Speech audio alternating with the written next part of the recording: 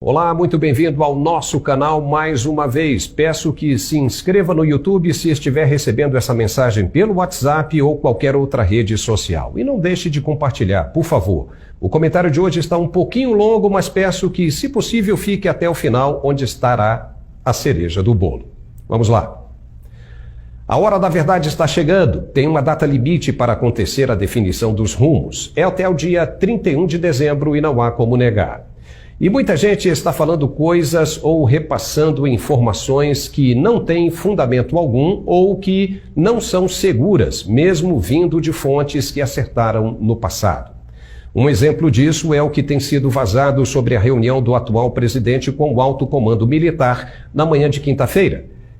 Aquele que tem a cabeça no lugar não deve acreditar em todas as informações que foram repassadas. O presidente realmente promoveu e exonerou alguns oficiais, como de costume, numa pauta de fim de ano. Mas, obviamente, que foram discutidas questões importantes sobre os últimos acontecimentos provenientes do Tribunal Superior Eleitoral. Só que absolutamente nada do que foi discutido vazou para ninguém. E por quê? Porque não seria uma estratégia militar se isso acontecesse. Imagine. Quando se planeja um ataque ou uma invasão, o elemento surpresa é uma premissa dos estrategistas. Não se vaza nem para os espiões mais qualificados do mundo, quanto mais para jornalistas que colocarão levianamente ao vento para qualquer um saber. Não, de maneira alguma.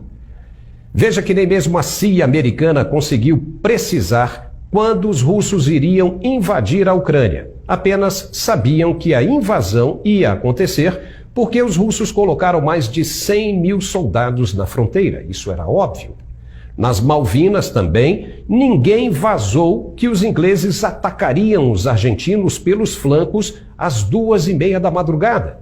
E como os militares brasileiros não são bonequinhos de Forte Apache, a estratégia de atuação em um mundo moderno é agressiva também e bem elaborada. Portanto, não acredite em nenhuma palavra que se ouve a respeito do assunto em termos de desistência e conformidade. Os militares só deixam vazar aquilo que eles querem que seja repassado, apenas isso. O Brasil é tradicionalmente conservador de direita, preza pelos direitos básicos alcançados com muito sacrifício. É religioso e prima pela família. Assim tem sido também a base estrutural das Forças Armadas desde quando foram criadas há 2 séculos pelo patrono Duque de Caxias. Haja vista o que aconteceu em 64. Os militares atenderam uma demanda da sociedade que não queria ser socialista. Nada mudou nos dias de hoje. As Forças Armadas conhecem muito bem os efeitos do comunismo e se fosse para ser diferente, ou seja, para que a nação se transformasse e mudasse de lado, isso já teria acontecido há muito tempo. E por que não aconteceu? Porque o Brasil não pensa como Cuba, Venezuela, Argentina e quantos mais aparecerem. E não vai ser como eles nunca. Não importa quantos simpatizantes de esquerda possam aparecer. Isso não vai acontecer em tempo algum. As manifestações em frente aos quartéis continuam. Às vezes um pouco mais inflamadas, às vezes um pouco menos. Isso é normal no revezamento dos manifestantes. Mas elas não irão parar. E a recompensa daquele que trabalha na resiliência, na resistência, é sagrada e virá. O caminho não será pelo meio jurídico, que se mostrou totalmente esgotado e inerte para a atual questão. Nem adianta subir em palanques com oportunismos e discursos salvadores, como os parlamentares que resolveram acordar agora falando em CPIs.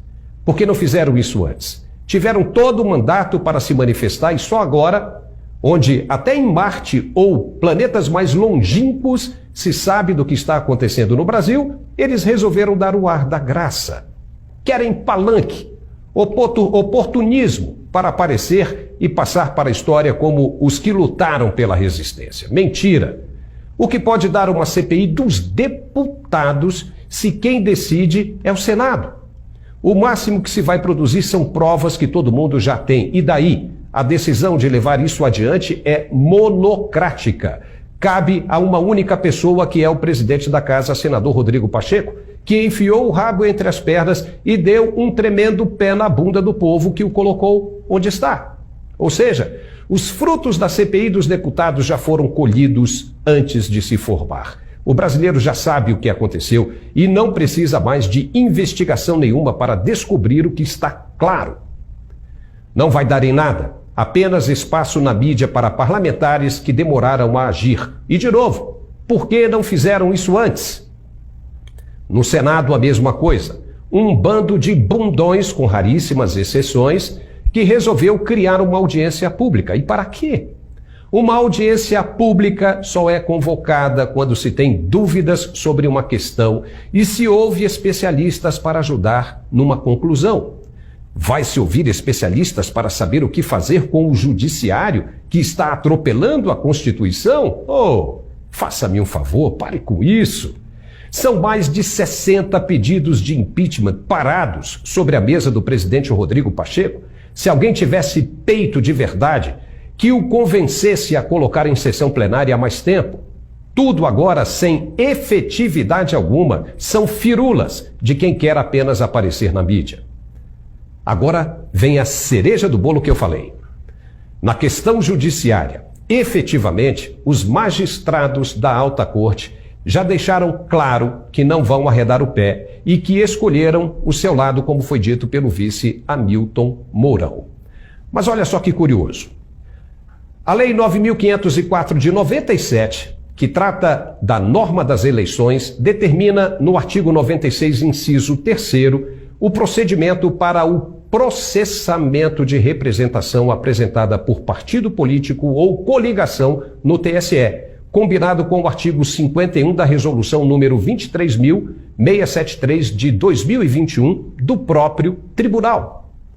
Agora preste atenção que vamos tentar explicar da melhor maneira possível.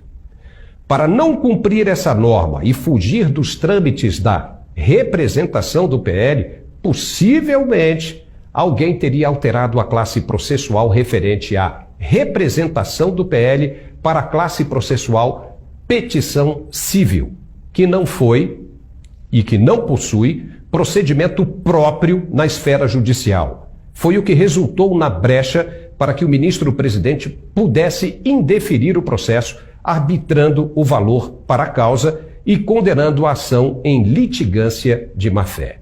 Talvez o ministro não soubesse disso, e seria bom que alguém o alertasse para o que possivelmente aconteceu. Vamos ver se deu para entender. Uma representação possui a classe processual 11.541, e essa do PL teria sido supostamente alterada dentro do próprio tribunal, não se sabe por quem e nem por quê, para petição civil, que possui uma classe processual diferente de número 241. Essa última é utilizada apenas para os casos de ausência de procedimento próprio na esfera judicial. Ora, havendo mesmo essa manobra de alteração da classe processual, se é que houve mesmo, de representação para petição civil, o tribunal teria fugido do procedimento determinado na Lei das Eleições e do artigo 51 da resolução do próprio TSE, que diz o seguinte, preste bem atenção, as entidades fiscalizadoras poderão sim solicitar verificação extraordinária após o pleito, exigindo apenas que sejam relatados fatos e apresentados indícios e circunstâncias que a justifiquem. É uma resolução do próprio TSE e foi exatamente o que o Partido Liberal fez. E tem mais uma coisinha. No próprio TSE, há precedente dispondo que o ajuizamento de ação de investigação judicial eleitoral, com base apenas em elementos indiciários, ou seja, indícios, ou prova pouco robusta, não basta por si só para condenação por litigância de má-fé e ou configuração do crime previsto no artigo 25 da Lei Complementar 64 de 1990, tendo em vista a necessária comprovação da intenção de alterar a verdade dos fatos, da deslealdade e do abuso de direito. Isso foi proferido no acórdão de 9 de fevereiro de 2021 na ação de investigação judicial eleitoral número 0601779005 do ministro Luiz Felipe Salomão. Uai, seu app de vídeos curtos. Uai, seu app de vídeos curtos.